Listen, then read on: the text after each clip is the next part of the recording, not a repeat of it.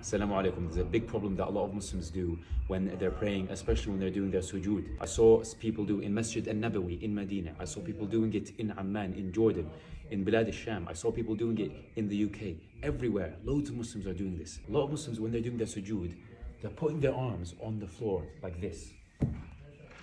Okay? Or like this. You shouldn't do this because Rasulullah sallallahu alayhi wasallam, he says, when you do sujood, don't put your arms flat like I demonstrated, like a kelb, like a dog, because this is how dogs actually prostrate, as you can see in the picture here on the screen. How you should actually be doing your sujood is as follows. You put your palms on the floor like this, and it must be elevated. I'm going to demonstrate now. This is how you do sujood.